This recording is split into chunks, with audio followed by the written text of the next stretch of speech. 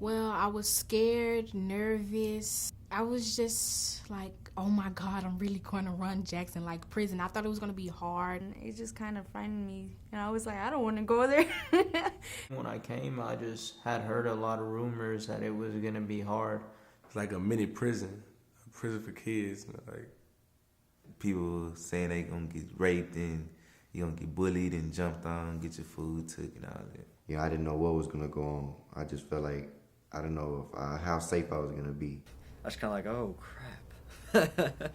I thought it was going to be like there was going to be killings and there was going to be like raping and you were going to have to sleep with other people. How big are these dudes gonna be? Because I'm not that big of a person. There's going to be a lot of raping going on. I thought we was going to have to be digging holes like a real prison. So I came prepared to fight and stuff like that, but I didn't end up having to. The stuff that people said wasn't true because I've been here, and since I've been here, it hasn't happened. It's not as bad as it seems. if you don't want to fight, trouble won't come to you. There's no really like raping and stuff like you would think. I mean, not since I've been here, it doesn't happen. It's not as bad as people used to say it is, and it's not like, oh, they're gonna rape you. It's not really like that. It's not at all. It may have been back in the old days, but honestly, nowadays it's not. Really, the food sucks. It's the worst part of being here. But other than that, it ain't too bad. None of the girls are really going to do anything like that, especially because some of them want to go home.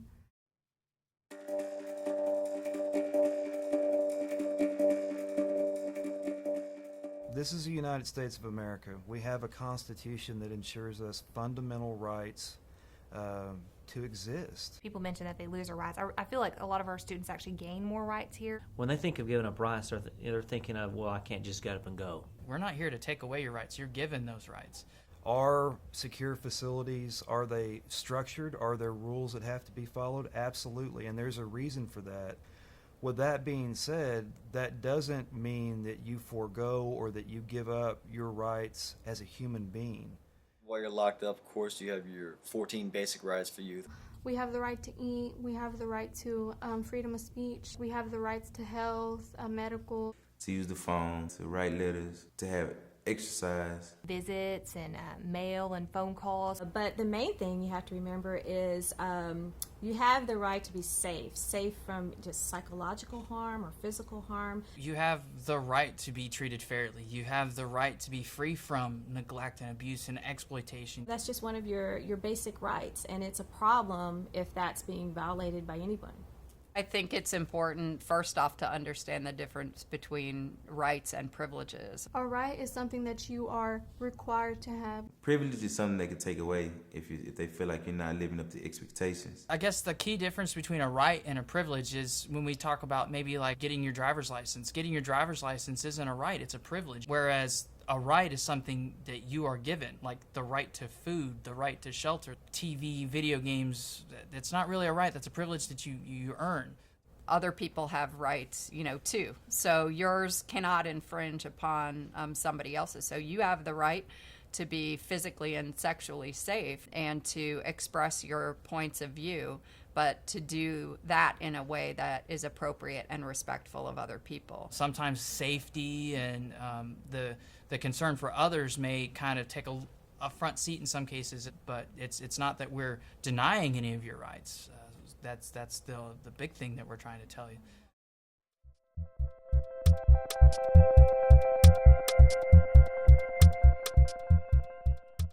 It's really normal for kids, out in the free world to kind of experiment sexually, to have relationships with other people. That's really kind of part of growing up. So one of the challenges is when you get locked up and you're inside of a fence, now we have a responsibility to make sure we're keeping everybody safe. And so that's why we have to say while you're here, we have zero tolerance, meaning it's not allowed at all. Zero tolerance is a philosophy, and it's certainly not meant to be oppressive, but it's a mindset that we want our employees to really implement in terms of their vigilance in looking at what's going on. Zero tolerance means like Sexual abuse and harassment is not tolerated at all. It's not going to happen between a staff and a kid or a kid with a kid. They're not going to tolerate it, at all. We do not tolerate any type of inappropriate relationship, including sexual harassment, abuse. That means it is prohibited on our campus. It's not going to happen in the facility. Those that do it will be prosecuted. Basically, if it happens, the person who is the abuser is pretty much guaranteed a charge. We have three angles that we look at for zero tolerance. No youth on staff, no staff on staff, and no youth on youth. I mean, basically anything that you can think of that is sexual is prohibited. Hugging, holding hands, touching in any way. Not respecting people's physical boundaries, standing too close. Kissing is definitely a no-no. Sexual harassment, sexual abuse. Sitting too close on the couch. Sitting underneath a blanket together on the couch. Anything of a physical touching nature is not allowed. There's no such thing as consensual sexual contact here, and that has to be, in order to create a safe environment, you have to have a zero tolerance policy. Zero tolerance is really partly about what you can't do or shouldn't do, but also partly about what you can and should do. You find yourself in that situation where someone is attempting to do something to you, put the brakes on whatever they're trying to do to you, and immediately find a staff. Once something is reported, we act on it, and we take it out to the full extent of policy, to the full extent of the law. We're not here to slap you on the hand. We're here to make sure that you're safe, and if something's been violated, especially your rights, we want you to know that we're going to take care of that. And that's because we need to make sure that we're keeping everybody safe. I think the alternative of not having a zero tolerance policy would be that we'd see circumstances where there would be bullying. We would see sexual misconduct pervasive, whether that's from staff to youth or youth on youth. It keeps your mind focused on doing positive things instead of getting in trouble for something minor that'll end up hurting you in the long run. You're going to be more relaxed, and you're going to be able to think more of I'm not going to have to worry about this. I can go about my day. Zero tolerance just kind of makes it safe. You can't do any of it. And so if you have any doubts, don't do it. Talk to staff and find out.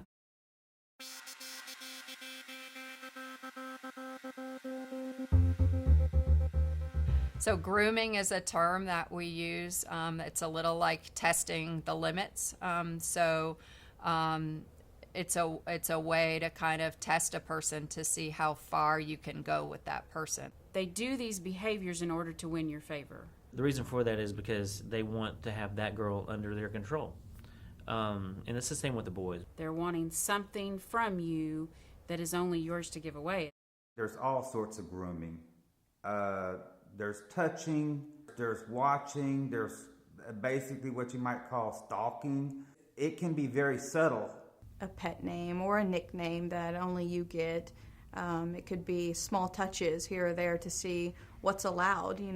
How will your reaction be if this person touches you on the back and then they touch you on the leg and then they try to hold your hand, and eventually it may move to a kiss on your cheek and then a kiss on your lips. And so it's small behaviors that increasingly grow, each time. If they're just being too friendly with you, if they're just trying to get in your personal space. If they see you are struggling with something, to get on your good side, even if it's not in their nature, they would help you with your schoolwork, or they would give you their pudding at supper. Then they might stand a little too close. They might brush their hand on your hand, or accidentally bump into you. It's a way of seeing how you're going to react to that. And if you're going to say, hey, you're standing a little too close to me, or I noticed that you just bumped into me, let's be more careful. And if you don't trust your judgment about when you feel uncomfortable, you can find yourself in a situation beyond your comfort level really quickly. As it relates to staff on youth, one of the most common early warning behaviors is the introduction of contraband. And what I mean by that is staff bringing in prohibited items for the youth, anything from food, candy, things of that nature, all the way up to illegal drugs. Anytime that contraband starts being introduced, that's a huge red flag to watch for, and you want to steer clear of those type of behaviors. In addition to that, I should say, there are a number of other behaviors like sharing of personal information. It might be starting off with a conversation that's of a personal nature, like the staff member telling you what they did over the weekend or asking you your sexual preferences. It's not really an appropriate relationship for that staff member to be having with you. Under no circumstance should a staff be talking about what's going on in their personal lives, their sex lives, their marital problems, their money problems, things of that nature. So that, to me, is also an indicator of something that could lead up to sexual abuse. Bullying.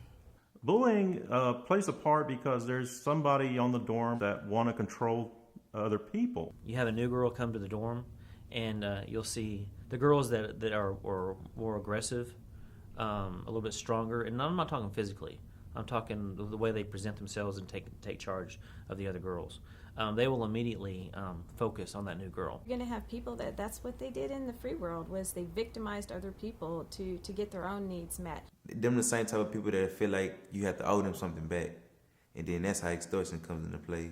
Whether it's someone trying to extort your food during the cafeteria time, or whether it's someone trying to bully you in the rec yard, please let us know. You make that call, we're going to dispatch help to that particular unit for you to make sure that we need to either remove you from that environment as the victim or whoever's victimizing you there. If you keep constantly getting bullied, you can tell the staff and ask to be put on a program where the staff have to watch you. But remember, it doesn't matter how small you are, how young you are, you have the right to report those kind of things. So don't be afraid to not do that. You don't have to take bullying. You don't have to take that kind of approach, or that's your only recourse is to give in. There's somebody here.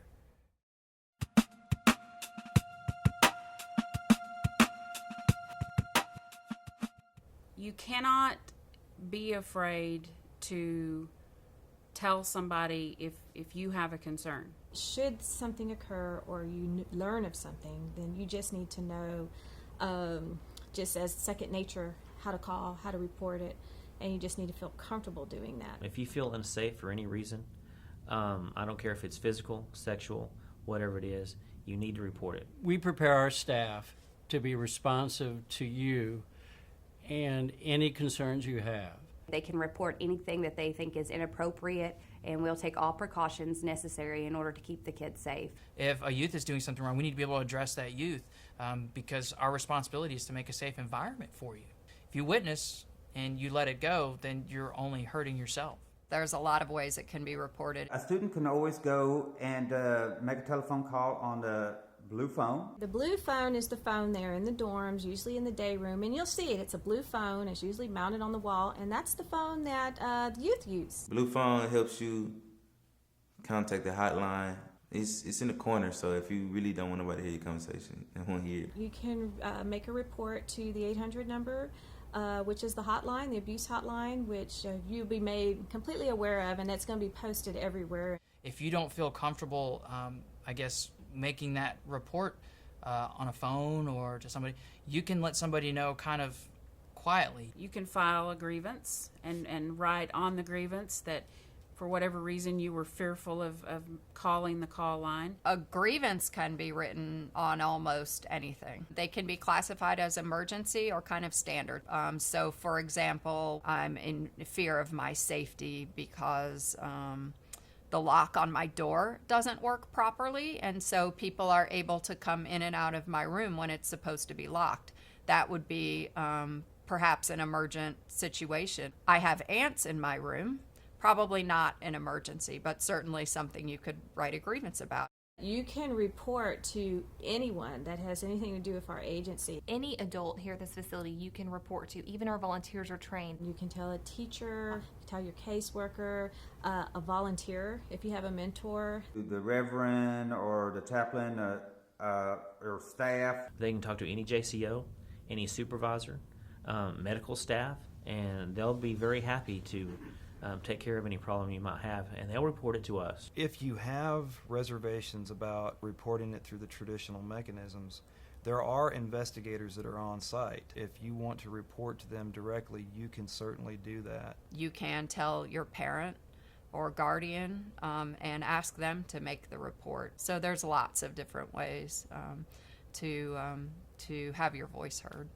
If you make a report or suspect a report or an allegation, know that it has to be dealt with swiftly. It has to be dealt with immediately. We don't sit and wait. We've created a very effective response system that within 24 hours there's someone there. We immediately, once we get the report, we start our investigation. And if we have evidence or a belief, a reasonable belief that you're in danger, then we will extract the person who you're fearful of from that situation. We don't try to stop anybody from making a report, but don't make a report that's a lie just to get somebody in trouble, because that's going to come back on you. If you saying he took my pudding and you're going to call the hotline, say that he took your pudding. Don't say he sexually assaulted you, because then that brings a bigger problem. But if you're filing just to get somebody in trouble or just to get somebody off your back like that, know that you can get in trouble because the investigation can come against you. You could get more time if you make a false statement. That is true. If you develop a reputation for exaggerating or not being truthful, it makes it much more difficult for us to protect you. It's not a bad thing to say anything, no matter what people say. I believe it's a safe process because no one will ever find out that you actually talk to the staff about it. There is no retaliation. That goes for staff that report, that also goes for youth. And so there's assurances there that if you do report something, it's safe to do. Please report it. You can do that in many, many formats, whether it's the hotline, whether it's a grievance system, whether it's just talking to your teacher, your caseworker, your therapist. But please let us know. It is can be hard to step forward. It is the very best thing to do and the most courageous thing that you can do. It's not going to stop unless you report it. If you don't meet that head on and make the phone call or tell a staff member, it only becomes worse. I mean, it's not like you're getting led into the underworld where now all these terrible things are going to happen to you. At the same time, we have to be really careful about making sure that you understand, should this happen, or should you witness this, or should you hear about this, there's some place that you can go. Learning to speak up for yourself is part of growing up into adulthood, and being able to do that in a positive way is really important.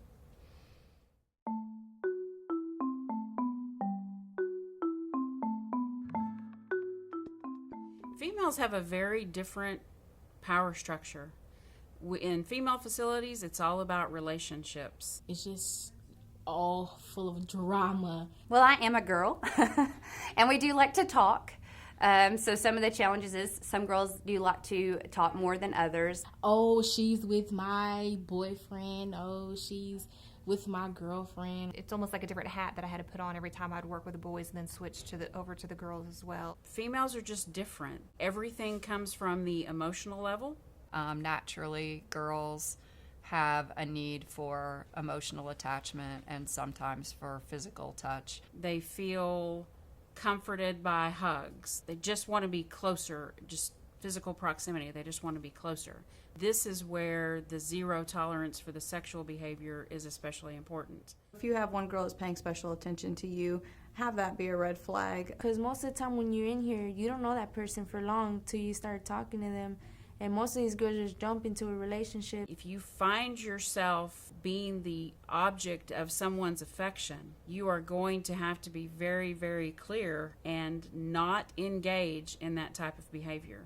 Passing letters to each other or drawings to one another that shouldn't be passed between youth, that's a huge red flag to watch for, and you want to steer clear of those type of behaviors that ultimately lead to the next step and then the next step until you're eventually in a relationship. If any girl tries to hook up with you, write you, or try to talk to you in any way that you do not like, you need to tell somebody. And also they need to be aware of their own triggers or issues with regard to relationships so that they're not crossing the lines with other girls.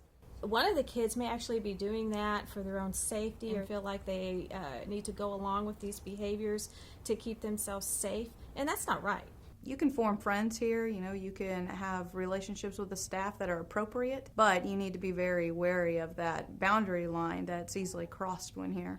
Don't get involved with no girls here because it's nothing but trouble. You will not go home if you have a girlfriend here. For the first time in your life, maybe you're really going to have to take a breath and seriously think about the choice that you're going to make in that situation. I just focus on myself and what I need to do, not on another girl that's here. I don't focus on anybody else. I focus on what I want for my future.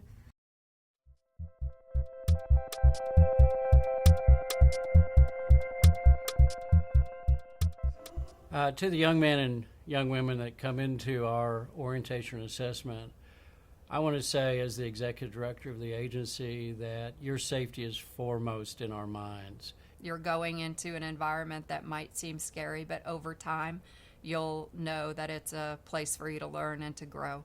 The best guidance I give a group of orientation people is make sure you come in here with a mindset of what you want to do in life. I really think you should strive to get your education, your vocational trades, because it's going to help you in the long run. I know you're probably scared right now, and you might be even feeling a little hopeless, that it feels like 9 months or 12 months, whatever your sentence is, feels like a long time. But you are young, and in the scheme of life, however many years that we have to live, it's a very short time. And so to make the very most of it. To do that, you have to feel safe.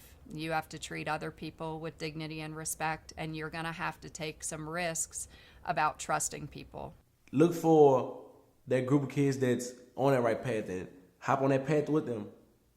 It's so many opportunities that they give you. Be an observer of people, and you will know. We all have, especially females, we do kind of have a sixth sense. We are pretty good at identifying people and being accurate most of the time. You'll be given everything you need to know. Follow those rules, read them, do what the staff asks you to do. As long as you do those things, you'll be okay. Being a behavior problem, not doing what you're supposed to do, completing your assignments, is just going to keep you here longer.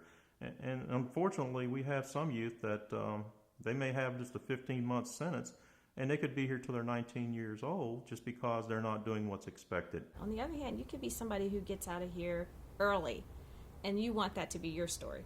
Just do what you're supposed to do, and you'll be on out of here in no time at all. Work the program.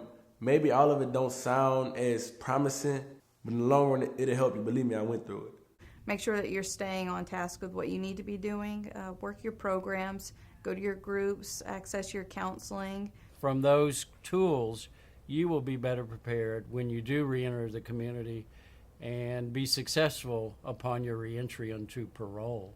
I have kids of my own, and they've been traumatized through life as well. They've had issues. They get in trouble. I'm not there to punish. I'm there to help them find the right way, just like I'm here to help you find the right way. And so the further you go and the more positive things that you do, and you start getting more privileges, and you start getting access to more things and more respect and more praise from staff, it becomes a little bit easier.